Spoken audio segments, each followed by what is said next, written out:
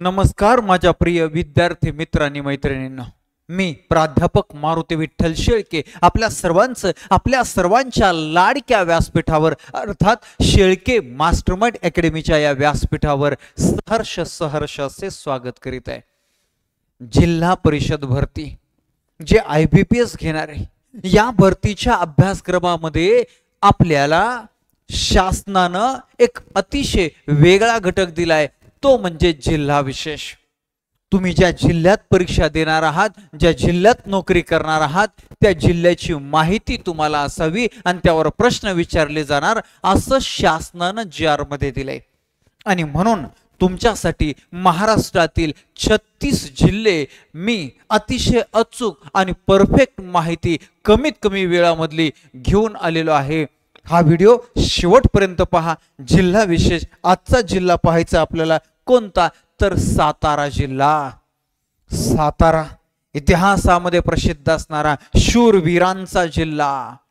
कोण? शूरवीरांचा जिल्हा, पुढाऱ्यांचा जिल्हा। या साताऱ्याबद्दलची माहिती आपण समजून घेऊया। साताऱ्याचं नेहमी विचारले जाणारे शूरवीरांचा, पुढाऱ्यांचा, त्याचबरोबर या साताऱ्याला निवृत्ती वेतनाचं शहर असंही म्हणतात। बर, हा सातारा महाराष्ट्र राज्यातला एक महत्वाचा जिल्हा। खरं तर याची निर्मिती 1949 ला झालेली, मात्र त्यावेळेसचा सातारा वेगळा आणि आत्ताचा सातारा वेगळा। बर, आत्ताचा जो सातारा आहे तो पुणे प्रशासकीय विभागामध्ये येतो। तुम्हाला माहिती असेल की पुणे प्रशासकीय विभागामध्ये 5 जिल्ह्यांचा समावेश होतो। पुणे, सातारा, सांगली, सोलापूर, कोल्हापूर या 5 जिल्ह्यांचा समावेश होतो। ठीक आहे, क्षेत्रफळाच्या दृष्टीने 3ऱ्या क्रमांकाचा प्रशासकीय विभाग आहे आपल्या महाराष्ट्रामध्ये पुणे प्रशासकीय विभाग। बर, साताऱ्याचा पुणे प्रशासकीय विभागामध्ये समावेश होतो। त्याचबरोबर या साताऱ्याचा भौगोलिक दृष्टिकोनातून विचार केला तर पश्चिम महाराष्ट्र म्हणजे देश या प्रादेशिक विभागात समावेश होतो। पश्चिम महाराष्ट्र किंवा देश या प्रादेशिक विभागात 7 जिल्ह्यांचा समावेश होतो। कोणते 7?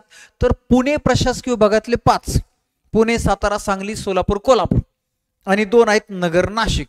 पश्चिम महाराष्ट्रामध्ये देशमध्ये हे 7ही तुम्हाला नकाशामध्ये दाखवतो। बर, याच्या पुढे या सातारा जिल्ह्याचं मुख्यालय कुठे?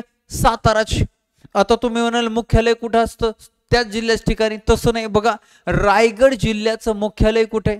म्हणजेच रायगड जिल्ह्याचं प्रशासकीय ठिकाण कुठे? अलिबागला आहे। सिंधुदुर्ग जिल्ह्याचं प्रशासकीय ठिकाण म्हणजे मुख्यालय कुठे आहे? ओरस बुद्रुकला आहे। बरोबर, म्हणून ज्या त्या जिल्ह्याचं प्रशासकीय ठिकाण ज्या त्या जिल्ह्याच्या ठिकाणी असतंच असं नाही, म्हणून सातारा मुख्यालय। बर, अशा या सातारा जिल्ह्याचं क्षेत्रफळ 10,480 चौरस किलोमीटर आहे बघा। आणि लोकसंख्या किती आहे? 2011च्या जनगणनेनुसार साताऱ्याची लोकसंख्या 30,03,922 एवढी आहे। बर, आता मी तुम्हाला नकाशाच्या माध्यमातून हा सातारा कुठे आहे, कसा आहे हे तुम्हाला दाखवतो। हा बघा, इथं हा सातारा, इथं हा सातारा। प्रशासकीय दृष्टिकोनातून पाहिलं तर पुणे या प्रशासकीय विभागामध्ये सातारा येतो। मग पुण्यात बघा किती जिल्हे आहेत? 1, 2, 3, 4 आणि 5 झाले। आता देश किंवा पश्चिम महाराष्ट्रामध्ये किती आहेत? हे 5 झाले। 6 आणि 7, 6 आणि 7। पश्चिम महाराष्ट्राचं काय वर्णन केलं जातं?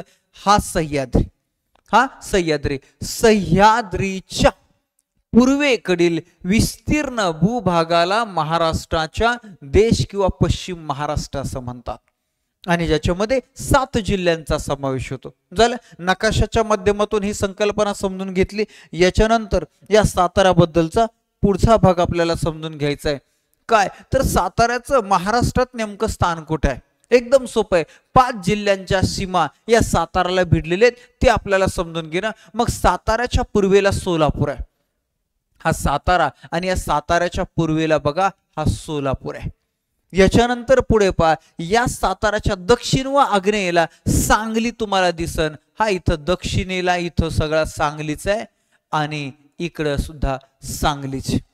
ओके, याच्यानंतर पश्चिमेला अरबी समुद्राच्या बाजूला सगळा रत्नागिरी। रत्नागिरी, ज्या रत्नागिरीला समाज सुधारकांचा जिल्हा म्हणतात। रत्नागिरी हा असा महाराष्ट्रातला जिल्हा आहे ज्याला सर्वाधिक समुद्र किनारा लाभला आहे। रत्नागिरी स्वतंत्र पाहायचंच आपल्याला। बर, त्याच्यानंतर याच्या वायव्येला इथं बघा रायगड आहे, वायव्येला रायगड आहे आणि उत्तरेला पुणे आहे. अशा रीतीनं 5 जिल्ह्यांच्या सीमा भिडलेला हा सातारा, त्याचं स्थान आपण इथं पाहिलं. ओके, याच्यानंतर पुढे आपल्याला पाहायचं साताऱ्याचं स्थान पाहिल्यानंतर या साताऱ्यातले तालुके, 11 तालुक्यांचा जिल्हा म्हणजे सातारा. मग 11 तालुके कोणते बघा, सातारा हा इथं सातारा, त्याच्यानंतर कराड इथं कराड, पाटण इथं पाटण, खटाव तालुका हा इथं खटाव तालुका, मान तालुका, मान अर्थात दहिगाव तालुका म्हणजेच मान, फलटण तालुका हा फलटण इथं तालुका आहे, कोरेगाव तालुका हा कोरेगाव मध्येच आलेला, हा वाई तालुका इथं वाई आहे, त्याच्यानंतर खंडाळा हा खंडाळा तालुका, जावळीचं खोरं आणि महाबळेश्वर. अशा रीतीनं 11 तालुके. परीक्षेला हा साधा सोपा आहे, कॉमन आहे, हा तर कुठल्याही परीक्षेला येईल. सातारा जिल्ह्यामध्ये किती तालुके आहेत, पण खालीलपैकी कोणता तालुका सातारा जिल्ह्यामध्ये नाही, मग 4 पैकी ओळखता आला पाहिजे, हे आहे, हा तालुका आहे, हा नाही. ठीक आहे, चला तालुके पाहिले आपण. याच्यानंतर पुढे जायचं आपल्याला. या सातारा संदर्भाच्या नद्या. सातारा जिल्ह्यामध्ये सह्याद्री पर्वतरांग आणि त्याच्यामुळे अनेक नद्या आहेत. खरं तर या नद्यावर 1 तास लेक्चर जाईल, पण मी आपल्या शॉर्टकट परीक्षेच्या दृष्टिकोनातून सांगतो. बर, काय सातारा जिल्ह्यामध्ये महाबळेश्वर हे थंड हवेचं ठिकाण तुम्हाला माहिती आहे. त्या महाबळेश्वर बद्दल स्वतंत्र माहिती सांगतो, पण या महाबळेश्वर या ठिकाणी कृष्णा, कोयना, वेण्णा, गायत्री आणि सावित्री अशा 5 प्रमुख नद्यांचा उगम होतो. त्याचबरोबर त्या ठिकाणी 60 वर्षातून एकदा प्रवाहित होणारी सरस्वती आणि 20 वर्षातून एकदा प्रवाहित होणारी भागीरथी अशा 2 नद्यांचा सुद्धा उगम होतो. त्याच उगमाच्या ठिकाणी पंचगंगा मंदिर आहे, पंचगंगाचं मंदिर तिथं आहे. ओके, बर, चला झाली. सातारा जिल्ह्यातली सर्वात महत्वाची नदी जी आहे ती कृष्णा नदी. कृष्णा नदी, मग ही कृष्णा नदी महाबळेश्वरून वाहत वाहत पुढे आली की तिला माहुली या ठिकाणी वेण्णा नावाची नदी येऊन मिळते. पुढं कराड या ठिकाणी तिला कोयना नावाची नदी येऊन मिळते. त्याच्यामध्येच उरमोडी आहे, तरळी आहे, या सगळ्या सातारा जिल्ह्यातल्या महत्वाच्या नद्या आहेत.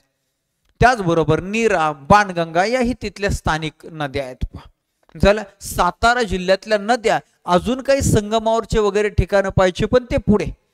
याच्यानंतर धरणे. सातारा जिल्ह्यामध्ये बघा वाई जवळ कृष्णा नदीवर धोम धरण आहे, हे एक महत्वाचं धरण. त्याच्यानंतर दुसरं कोयना नदीवर, ज्या नदीला महाराष्ट्राची भाग्यलक्ष्मी म्हणतात, महाराष्ट्राची भाग्यलक्ष्मी म्हणतात, 130 किलोमीटर तिची लांबी आहे. अशा या कोयना नदीवर सातारा जिल्ह्यामध्ये पाटण तालुक्यामध्ये कोयना धरण आहे. जलविद्युत निर्मितीमध्ये सर्वाधिक क्षमता असणारं धरण आहे महाराष्ट्रातलं. हा, तुम्हाला असा प्रश्न आला महाराष्ट्रातला पहिला जलविद्युत प्रकल्प तर तो खोपोली, मात्र सर्वाधिक विद्युत निर्मितीची क्षमता असणारा जलविद्युत प्रकल्प असा विचारला तर कोयना 1 नंबर. महाराष्ट्रात पाणी साठ्याची सर्वाधिक क्षमता उजनी धरणाचे सोलापूर भीमा नदीवर, मात्र पाणी साठ्याच्या दुसऱ्या क्रमांकाची क्षमता कोयना धरणाची आहे 105 टीएमसी. उजनीचं 117 टीएमसी आणि कोयना धरणाचं 105 टीएमसी. अशा या कोयना धरणाच्या जलाशयाला शिवाजी सागर जलाशय म्हणतात, हे सुद्धा विसरायचं नाही. मग या कोयना धरणामध्ये जमिनीतून लेक टॅपिंगद्वारे उतारानं रत्नागिरी जिल्ह्याकडे पाणी नेलं जातं आणि तिथं विद्युत निर्मिती केली जाते. मग हे विद्युत निर्मिती नंतरचं पाणी रत्नागिरी जिल्ह्यामध्ये पोफळी या ठिकाणी सोडलं जातं, पुढे ते वशिष्ठी नदीतून अरबी समुद्राला मिळतं. झालं. अशा रीतीने कोयना जलविद्युत प्रकल्प, आणि त्या कोयना जलविद्युत प्रकल्प कोयना धरणाच्या शेजारीच नेहरू तारांगण आहे, सुंदरशी गार्डन आहे, ते सुद्धा तुम्हाला माहिती असायला पाहिजे. म्हणजे कराड पाटण मार्गे चिपळूणला जात असताना जो कुंभारली घाट आहे, त्या कुंभारली घाटातच तुम्हाला हे नेहरू तारांगण आणि पुढं कोयना धरण सापडेल. झालं. कोयना धरण, धोम धरण हे 2 महत्वाचे सातारा जिल्ह्यातले धरण अजिबात विसरायचे नाही. चला पुढे जाऊया आपण. सातारा जिल्ह्याबद्दलची माहिती पाहत असताना पुढचा एक महत्वाचा मुद्दा आहे श्री क्षेत्र माहुली. आता ही श्री क्षेत्र माहुली काय, तर कृष्णा आणि वेण्णा या 2 नद्यांचा संगम होतो श्री क्षेत्र माहुली, तिथं तीर्थक्षेत्र आहे. याचबरोबर एक राजकीय महत्वाचे घडामोड छत्रपती शिवाजी महाराज आणि छत्रपती संभाजी महाराज या बापलेकात झालेलं एक महत्वाचं राजकारण काय तर संभाजीराजे काही राजकीय हेतूने मोगलांना म्हणजे दिलेर खानाला जाऊन मिळाले होते ते माहुली या ठिकाणी. अशा रीतीनं माहुली ठिकाण महत्वाचं आहे. परीक्षेला येऊ शकतं कृष्णा वेण्णा यांच्या संगमावर. औद्योगिक दृष्टिकोनातून साताऱ्याबद्दल जर पाहिलं तर आपल्याला माहिती आहे ओगलेवाडीचा काच कारखाना फेमस. याचबरोबर वनकुसडे या वनकुसडे येथे महाराष्ट्र राज्य ऊर्जा विकास अभिकरणाचा पवन विद्युत निर्मिती करणारा राज्यातला सर्वात मोठा प्रकल्प आहे. अगदी तुम्हाला माहिती आहे सातारा जिल्ह्यामध्ये चाळकेवाडीच्या पवनचक्क्या बा बा बा बा आत्ता पाठीमागं गेलो होते एका पवनचक्कीच्या खाली बसून व्हिडिओ काढला होता बघा. म्हणे फॅन लावलेले गरम व्हायला लागले. अनेकांच्या कमेंट्स आल्या त्या पवनचक्क्या म्हणजे हे फिरलोय मी महाराष्ट्रभर त्याच्यामुळे बऱ्यापैकी माहिती. बर महाबळेश्वर आणि पाचगणी हे थंड हवेचे ठिकाणं तर आहेच आहेत. त्याचबरोबर तिथं मधुमक्षिका पालनाचा मोठा व्यवसाय चालतो. अगदी या व्यवसायाच्या बाबत जर सांगायचं म्हटलं तर स्ट्रॉबेरीचा मोठा व्यवसाय महाबळेश्वरला आहे. स्ट्रॉबेरीची राजधानी महाबळेश्वरला म्हणतात. स्ट्रॉबेरीची राजधानी. बर पर्यटन म्हणून महाबळेश्वरला खूप मोठं स्थान आहे त्याबद्दल मी सेपरेट सांगतो. पण एक औद्योगिक दृष्टिकोनातून मधुमक्षिका पालन महाबळेश्वर आणि पाचगणीला चालतं. पाचगणी हे सुद्धा थंड हवेचे ठिकाणी महाबळेश्वर प्रमाण. या 5 डोंगरांवर म्हणून तिला पाचगणी असं म्हटलं जातं. बर सातारा जिल्ह्यामधलं सह्याद्री पर्वतरांगेमधलं व्हॅली ऑफ फ्लावर्स म्हणून कास पठार जे आहे ते हजारो प्रकारच्या फुलांचं कास पठार जगभरातल्या पर्यटकांचं आकर्षण आहे हे काय सांगायची गरज नाही. या सातारा जिल्ह्यामध्ये परीक्षेला येणारा ठोसेघर धबधबा हाही महत्वाचा आहे. तोही परीक्षेला येत असतो बघा. चला याच्यानंतर पुढे आता राजधानी सातारा म्हणजे इतिहास म्हणून या साताऱ्याबद्दलची माहिती तुम्हाला असायला पाहिजे. मराठा साम्राज्याची पहिली राजधानी राजगड. राजगड अर्थात त्याला मुंब देवाचा डोंगर असंही जुनं नाव होतं. त्यालाच गडांचा गड गडांचा राजा असे अनेक नाव आहे. बर 1671-72 मध्ये छत्रपती शिवाजी महाराजांनी मराठा साम्राज्याची दुसरी राजधानी केली. दुसरी राजधानी उभारली. हिरोजी इंदुलकरांकडून ती बांधून घेतली ती म्हणजे रायगड. रायगड ज्या रायगडला जुनं नाव होतं रायरीचा किल्ला. ओके याच रायगडावर छत्रपती शिवाजी महाराजांचा राज्याभिषेक झाला. याच्यानंतर छत्रपती शिवाजी महाराजांचा 3 एप्रिल 1680 मध्ये मृत्यू झाल्यानंतर मराठा साम्राज्याचे दुसरे छत्रपती बनले छत्रपती संभाजी महाराज. संभाजी महाराजांचा 11 मार्च 1689 रोजी मृत्यू झाल्यानंतर मराठा साम्राज्याचे तिसरे छत्रपती बनले छत्रपती राजाराम महाराज. छत्रपती राजाराम महाराजांच्या काळामध्ये रायगड शत्रूच्या ताब्यात गेल्यानंतर शत्रूपासून वाचण्यासाठी हुलकावणी देत देत छत्रपती राजाराम महाराज बंगालच्या उपसागराच्या किनारपट्टीवर असणाऱ्या झिंजीच्या किल्ल्यावरून मराठ्यांचा संग्राम मराठ्यांचं स्वातंत्र्य युद्ध मराठ्यांचा संघर्ष मोगलांच्या विरोधात चालू ठेवला. आणि म्हणून छत्रपती राजाराम महाराजांच्या काळामध्ये मराठा साम्राज्याची काही दिवस राजधानी झिंजीचा किल्ला होती. त्याच्यानंतर जिंजीच्या किल्ल्यालाही मोगलांनी वेढा दिल्यानंतर छत्रपती राजाराम महाराज पुन्हा महाराष्ट्रात आले आणि मार्च 1700 साली त्यांचा कोंढाणा म्हणजे सिंहगड किल्ल्यावर मृत्यू झाला. छत्रपती राजाराम महाराजांचा मृत्यू झाल्यानंतर छत्रपती राजाराम महाराजांच्या पत्नी महाराणी ताराबाई यांनी आपल्या छोट्याशा मुलाला ज्याचं नाव शिवाजी या छोट्याशा मुलाला पन्हाळा किल्ल्यावर नेलं. तिथं त्याचा राज्याभिषेक केला आणि त्याच्या नावानं मराठा साम्राज्याचा कारभार पाहू लागल्या. अर्थात मराठा साम्राज्याचा संघर्ष मोगलांच्या विरोधात ते लढू लागले. बर त्याच वेळेला 1707 साली हाय खाऊन औरंगजेबाचा मृत्यू झाला. औरंगजेबाचा मृत्यू झाल्यानंतर मग मोगल साम्राज्य तारण्याची शक्ती असलेला असा नेता औरंगजेबाच्या दरबारात नव्हता. त्याचे मुलं नातवंड कोणीच नाही. आणि म्हणून मराठा साम्राज्याच्या आक्रमणापासून वाचण्यासाठी त्यांनी कैदेत असणाऱ्या छत्रपती शाहू महाराजांना म्हणजे संभाजी महाराजांच्या मुलाला, ज्याचं ठेवलेलं नाव शिवाजी होतं मात्र ते शाहू नावानेच प्रसिद्ध झाले, ते छत्रपती शाहू यांना 1708 साली कैदेतून मुक्त केलं. का बरं कैदेतून मुक्त केलं? कारण हेतू होता की शाहू आणि ताराबाई यांच्यामध्ये वाद सुरू झाला, यांच्यामध्ये संघर्ष सुरू झाला, दोघांचे भांडणं आणि मोगलांचा फायदा हा हेतू होता. झालंय तसंच 1708 साली खेडच्या लढाईमध्ये महाराणी ताराबाई आणि छत्रपती शाहू यांच्यामध्ये खेडची लढाई झाली, ज्या लढाईमध्ये छत्रपती शाहू विजयी झाले. विजयी झाल्यानंतर ते साताराला गेले आणि साताऱ्यामध्ये अजिंक्य तारा किल्ल्यावरती स्वतःचा राज्याभिषेक केला. आणि अशा रीतीनं अजिंक्य तारा म्हणजे सातारा ही मराठा साम्राज्याची राजधानी बनली.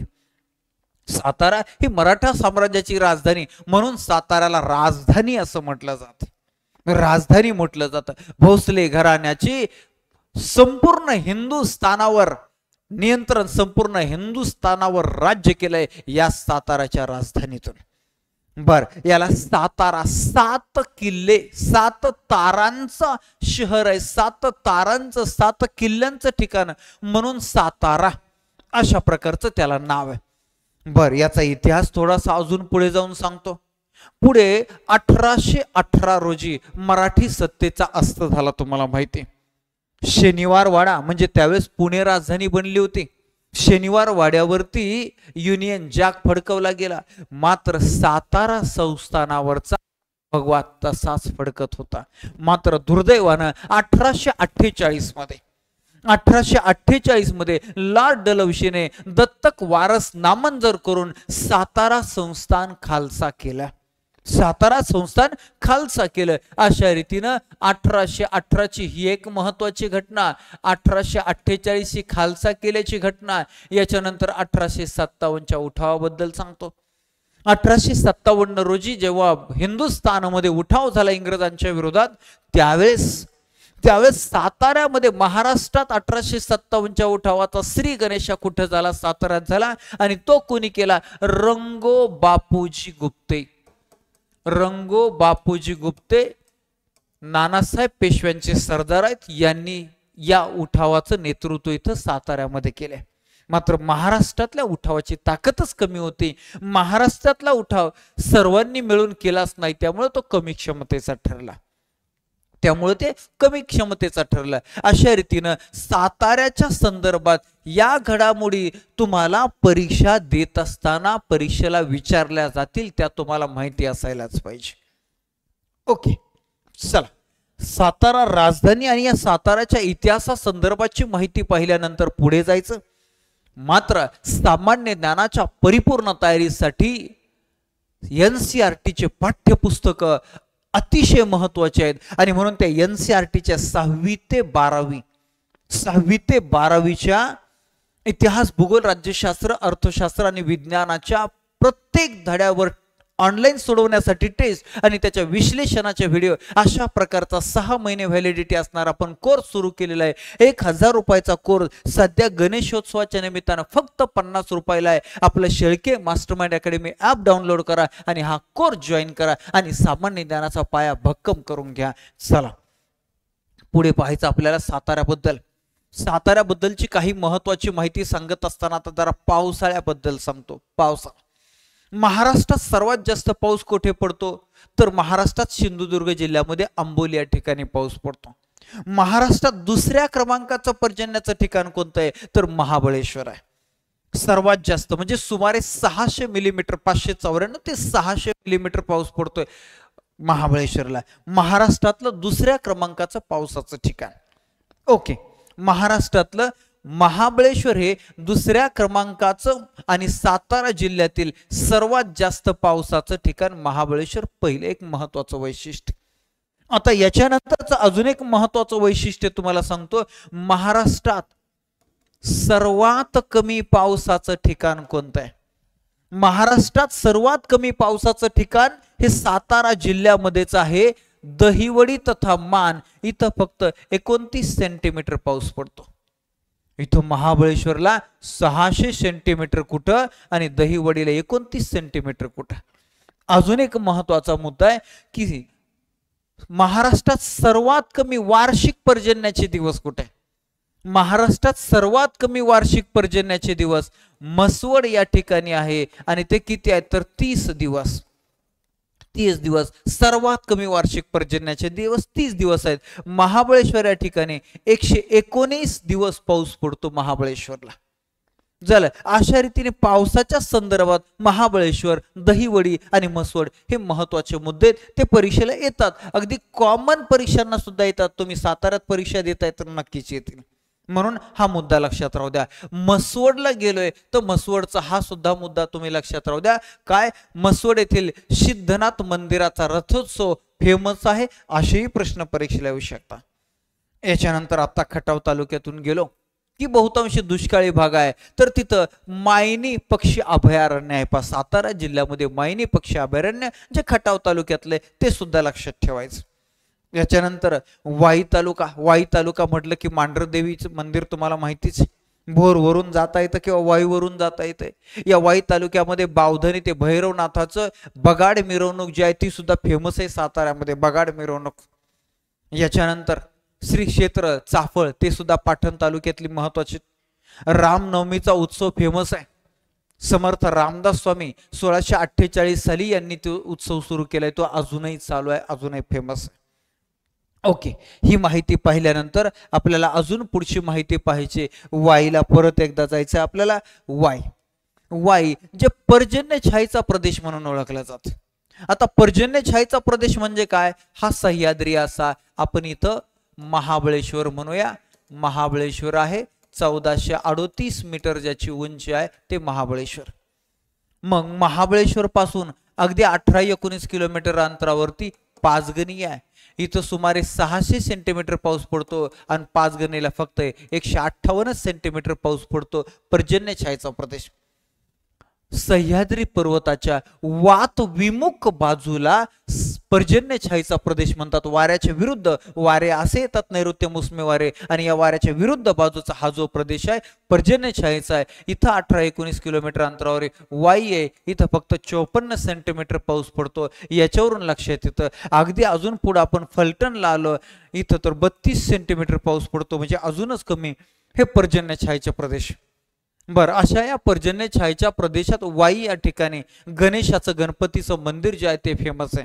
याचबरोबर मराठी विश्वकोश निर्मिती मंडळाचं मुख्यालय वाईला आहे.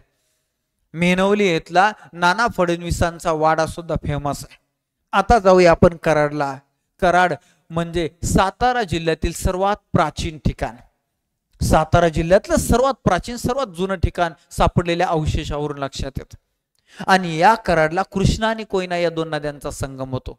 त्या संगमावर महाराष्ट्राचे पहिले मुख्यमंत्री यशवंतराव चव्हाण, ज्यांचा जिल्हा सातारा आहे, त्यांची समाधी आहे तिथं. त्या समाधीला प्रतिसंगम असं म्हणतात. यशवंतराव चव्हाण यांचा जन्मदिन 12 मार्च महाराष्ट्रामध्ये समता दिन म्हणून साजरा केला जातो. हे सुद्धा विसरायचं नाही. त्याचबरोबर त्यांचं आत्मचरित्र कृष्णाकाठ हेही विसरायचं नाही. मांढरदेवी काळूबाईचं मंदिर तर सांगितलंच आहे. त्याचबरोबर पुढे जायचं आपल्याला. आता महाबळेश्वर बद्दल सांगतो तुम्हाला, कारण महाराष्ट्रातच नाही तर जगात महाबळेश्वर फेमस आहे. त्याच्यामुळे महाबळेश्वर तर सांगायलाच पाहिजे. तालुक्याचं ठिकाण आणि पर्यटन स्थळ. बर, महाबळेश्वरला महाराष्ट्राचे नंदनवन बरोबरच महाराष्ट्राचे काश्मीर असं म्हणतात. क्वीन ऑफ हिल स्टेशन्स असं म्हणतात. म्हणजेच क्वीन ऑफ हिल स्टेशन म्हणजे हिल स्टेशनची राणी म्हणतात. स्ट्रॉबेरीची राजधानी म्हणतात. महाराष्ट्रातील पर्यटन स्थळांची राजधानी म्हणतात. पण महाराष्ट्राची पर्यटन राजधानी म्हणाल तर छत्रपती संभाजीनगर. काय? महाराष्ट्राची पर्यटन राजधानी छत्रपती संभाजीनगर. महाराष्ट्राची राजधानी मुंबई, महाराष्ट्राची उपराजधानी नागपूर, महाराष्ट्राची ऐतिहासिक राजधानी कोल्हापूर, महाराष्ट्राची सांस्कृतिक आणि शैक्षणिक राजधानी पुणे. पण महाराष्ट्रातील पर्यटन स्थळांची राजधानी आलं की महाबळेश्वर विसरायचं नाही. विसरायचं नाही. सातारा जिल्ह्यातलं सर्वाधिक पर्जन्याचं ठिकाण महाबळेश्वर, थंड हवेचं ठिकाण महाबळेश्वर, 1438 मीटर ज्याची उंची आहे आणि याच शिखरावर 1220 मीटर उंचीवरती कृष्णा, कोयना, गायत्री, कृष्णा, कोयना, वेण्णा, गायत्री आणि सावित्री या प्रमुख 5 नद्यांचा उगम होतो. आणि याच महाबळेश्वर या ठिकाणी चायनामॅन नावाचा धबधबा आहे, धोबी फॉल्स नावाचा धबधबा आहे, लिंगमळा धबधबा आहे, विल्सन पॉइंट आहे, सुसाईड पॉइंट आहे, असे अनेक पॉइंट आहेत महाबळेश्वरला. तुम्हाला काही सांगायची गरज नाही. याच्यावरही परीक्षेला प्रश्न येतील. खूप वेळा महाबळेश्वरला फिरायला गेलेले असेल, स्ट्रॉबेरी खाल्ली असेल, त्याच्यामुळं परीक्षेला त्याचा फायदा व्हायलाच पाहिजे. अजून एक ऐतिहासिक ठिकाण पाहायचं आपल्याला, सातारा जिल्ह्यातलं शिखर शिंगणापूर. शनी शिंगणापूर नगर मध्ये आणि शिखर शिंगणापूर, यादव राजा सिंघनदेव यांनी ते शिखर शिंगणापूरचं मंदिर उभारलेलं आहे. शंभू महादेवाचं मंदिर आहे. ते झालं शिखर शिंगणापूर. आणि सिंघनदेव राजा नावावरूनच लक्षात येतं शिखर शिंगणापूरचं मंदिर कोणी बांधलंय. याच्यानंतर पालीच्या खंडोबा देवस्थान, पुढं लोणंद, म्हणजे साताऱ्यातलं पाली या लक्षात राहू द्या. लोणंद, साताऱ्यातल्या लोणंद या ठिकाणी कांद्याची बाजारपेठ आहे. अजून महत्वाचं काय, कर्मवीर भाऊराव पाटील यांनी दिनांक 4 ऑक्टोबर 1919 रोजी सातारा जिल्ह्यातील कराड तालुक्यातील काले या ठिकाणी रयत शिक्षण संस्थेची स्थापना केली. पुढे 1921 मध्ये कालेवरून आत्ताच्या 4 भिंतीची जागा म्हणजे प्रमुख साताऱ्यामध्ये रयत शिक्षण संस्था हलवली. तिथं रयत शिक्षण संस्थेचं 1921 मध्ये धोंडेवाडी नावाच्या गावात पहिली प्राथमिक शाळा सुरू झाली. 1924 मध्ये साताऱ्याच्या मुख्य ठिकाणी जिथल्या वडामुळं रयत शिक्षण संस्थेचं बोधचिन्ह वटवृक्ष झाला, तर तिथं 1924 मध्ये भाऊराव पाटलांनी पहिलं वसतिगृह स्थापन केलं. त्या वसतिगृहाला 1927 रोजी महात्मा गांधीजींनी भेट दिली आणि त्या वसतिगृहाला श्री शाहू वसतिगृह असं नाव दिलं. या साताऱ्यामध्ये कर्मवीर भाऊराव पाटलांनी 1935 मध्ये silver jubilee rural training college भारतातील खाजगी संस्थेने सुरू केलेलं आणि ग्रामीण भागात सुरू झालेलं पहिलं अध्यापक विद्यालय भाऊराव पाटलांनी सुरू केलं. याच सातारा जिल्ह्यामध्ये रयत शिक्षण संस्थेचे 1938 मध्ये यवतेश्वर या ठिकाणी पहिलं व्हॉलंटरी स्कूल सुरू झालं. याच सातारा जिल्ह्यामध्ये सातारा या ठिकाणी रयत शिक्षण संस्थेचं पहिलं हायस्कूल 1940 मध्ये महाराजा सयाजीराव गायकवाड हायस्कूल म्हणून फ्री अँड रेसिडेन्शियल हायस्कूल सुरू झालं. याच साताऱ्यामध्ये 1942 मध्ये राजमाता जिजाऊ अध्यापक विद्यालय सुरू झालं. त्या अध्यापक विद्यालयामध्ये शिकणाऱ्या महिलांना राहण्यासाठी लक्ष्मीबाई पाटील वसतिगृह सुरू झालं. याच साताऱ्यामध्ये रयत शिक्षण संस्थेचं पहिलं कॉलेज 1947 ला सुरू झालं, छत्रपती शिवाजी महाराज महाविद्यालय. अशा रीतीनं सातारा जिल्हा कर्मवीर भाऊराव पाटलांच्या कर्मभूमीचा जिल्हा आहे आणि याच सातारा जिल्ह्याच्या बहुजन समाजानं भाऊराव पाटलांना कर्मवीर या उपाधीने सन्मानित केले.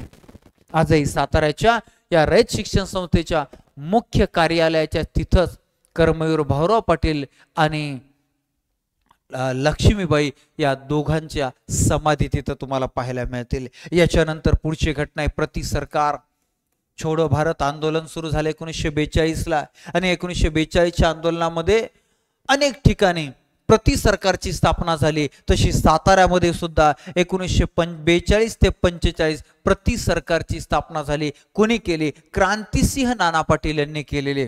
क्रांतिसिंह नाना पाटील या प्रति सरकारला पत्री सरकार असं सुद्धा म्हटलंय. क्रांतिसिंह नाना पाटील यांनी अगदी सळोकी पळ करून टाकलेलं आहे पा इंग्रजांना. याच प्रति सरकारमध्ये तुफान सेनेचं काम सुद्धा फार महत्वाचं आहे.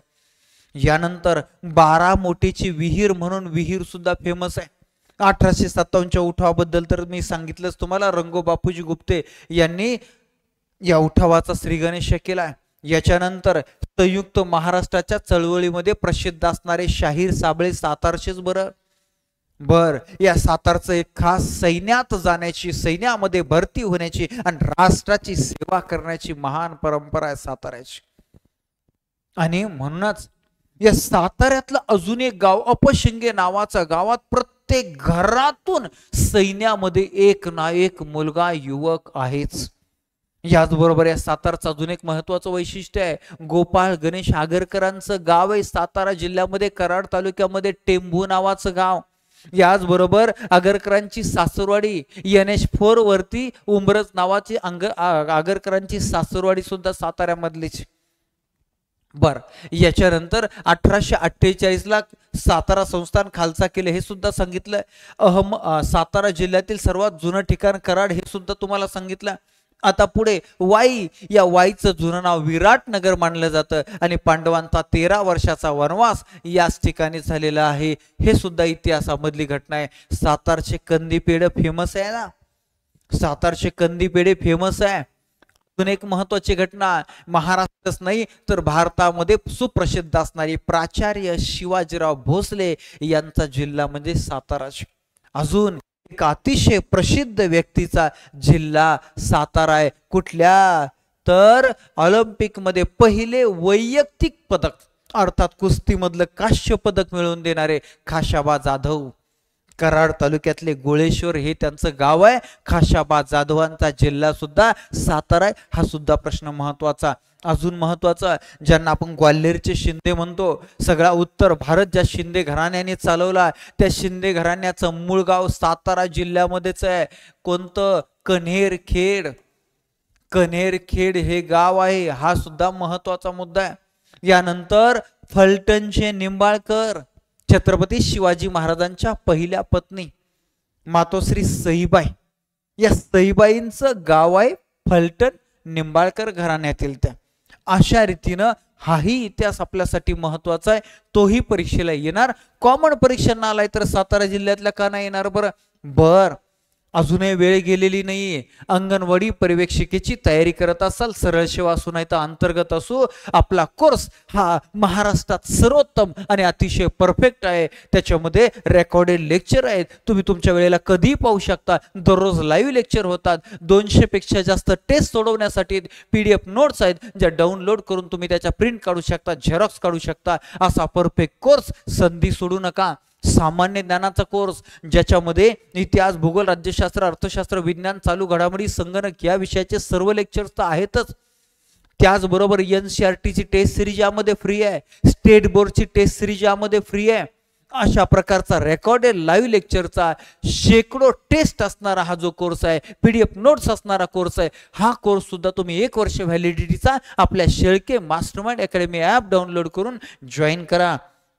चला, अशा रीतीनं जिल्हा विशेष या सदरामध्ये आज आपण सातारा जिल्हा पाहिला। लेक्चर आवडलं असेल तर लाईक करा, कमेंटच्या रूपानं तुम्हाला हे लेक्चर कसं वाटलं अवश्य कळवा। याचबरोबर आपल्या चॅनलला सबस्क्राईब करून ठेवा। इतरही परीक्षांची, इतरही जिल्ह्यांची माहिती, सगळ्या अपडेट तुम्हाला आपल्या चॅनलला मिळत जातील। काळजी करायची नाही, फक्त काळजीनं अभ्यास करायचा, एवढी मात्र तुमची जबाबदारी। आजच्या लेक्चरमध्ये थांबूया, पुन्हा भेटू पुढील लेक्चरमध्ये। धन्यवाद, थँक्यू व्हेरी मच।